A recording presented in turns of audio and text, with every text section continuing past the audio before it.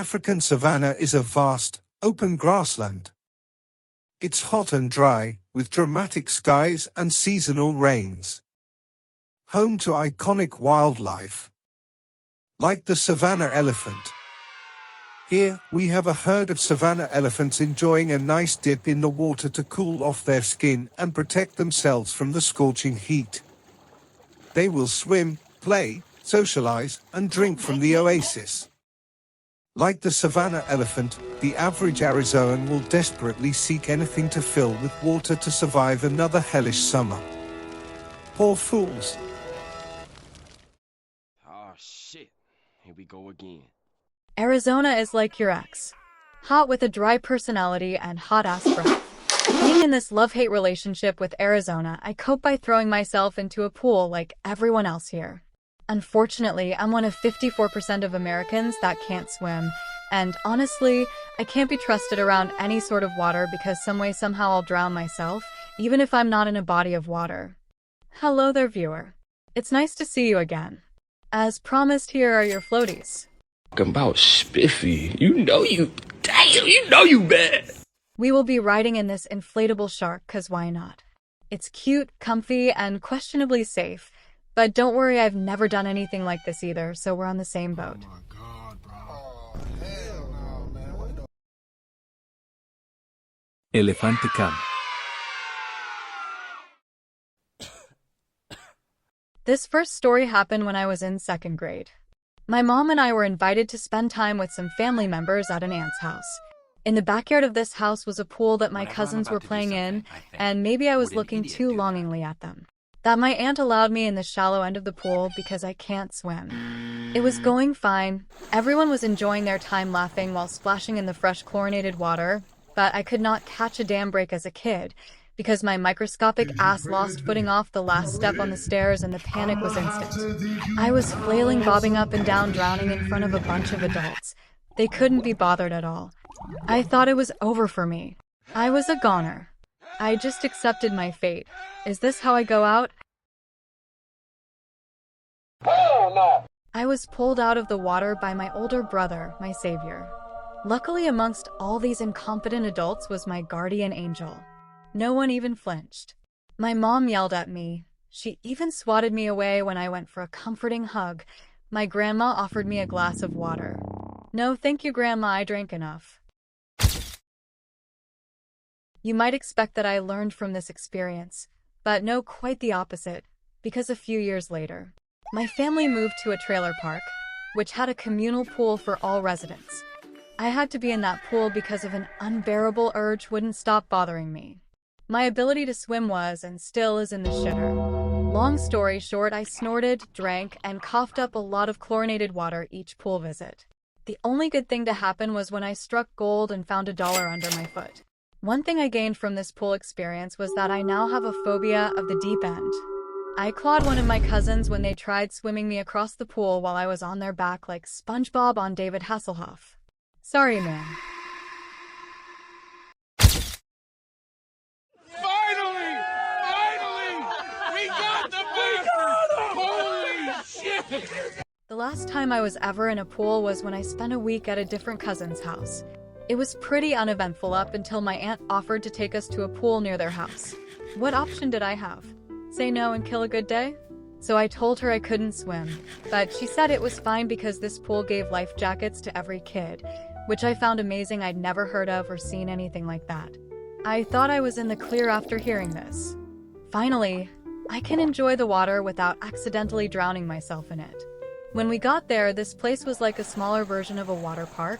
It was a lot of fun splashing around with my cousin bobbing along with the water. Truly a kid's paradise. Then my aunt came over and told us we should go on the water slide. I didn't notice this at first because this pool was so kiddie looking that my eyes didn't register the large foreboding death trap right next to us. It was the said water slide that looked like it belonged in a Stephen King novel. It was far from matching the theming of the place. It was like seeing a 40-year-old metalhead getting their ears pierced at a Claire's. Slay Queen. My cousin was quick to say yes. She had some experience with swimming on top of wearing a life jacket. Honestly, I didn't want to be shown up by my cousin, who was younger than me. So I just went along because I didn't want to ruin the moment. You know. Although, the height of this water slide was already about to take me out right there and then, but I managed to gaslight myself enough to make the first step up and not brown my swimsuit. Climbing those creaky-ass stairs, I was cursing myself out, trying not to look down, and mentally preparing myself to go down the water slide.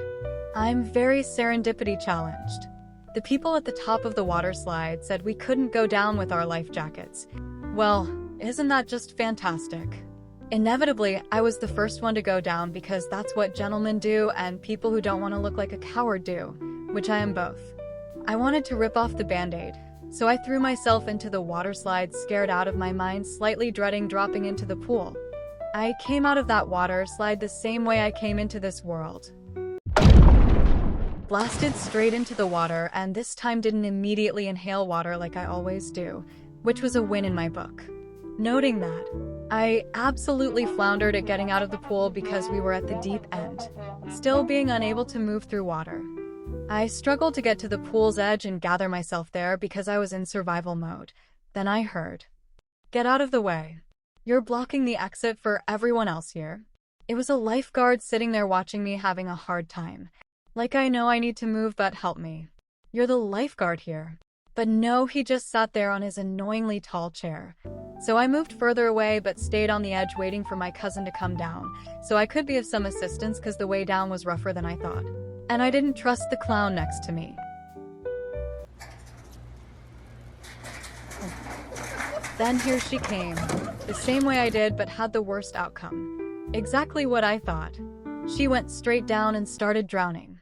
Quick! Someone get the lifeguard. We need help, someone is drowning.